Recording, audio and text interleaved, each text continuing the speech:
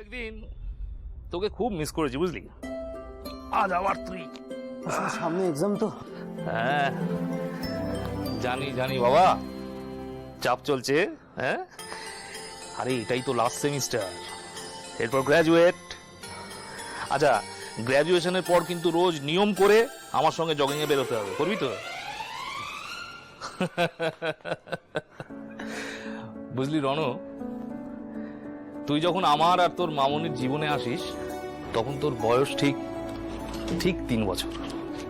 আসলে তোর মা মারা যাবার পর থেকে তোর মাসি তো সেই জায়গাটা নেয়, একেবারে নিজের ইচ্ছাই নেয়।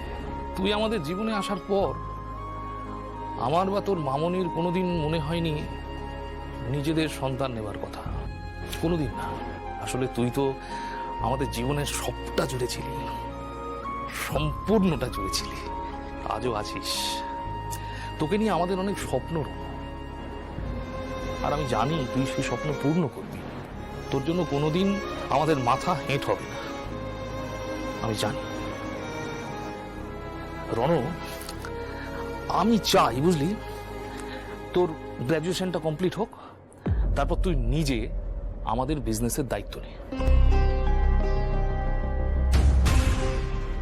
কি রে, কি ভাবছিস এত? কই কিছু না তো।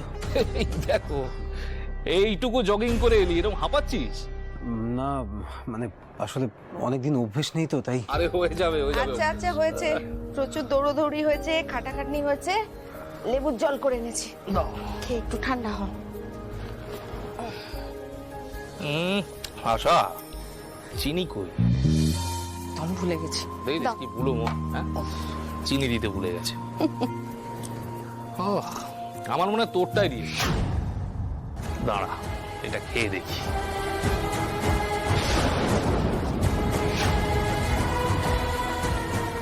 আজ থেকে রণকে ওষুধটা দেওয়া শুরু করবো ওর অজান্তেই, যাতে ধীরে ধীরে এই নেশা চক্রটা থেকে একদম দূরে সরে যায়।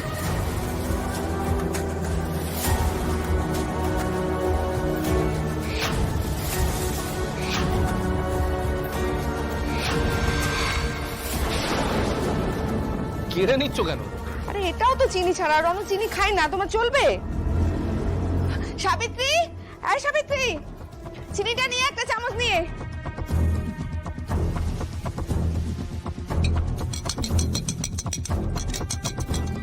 যা। হয়েছে, দাও দাও।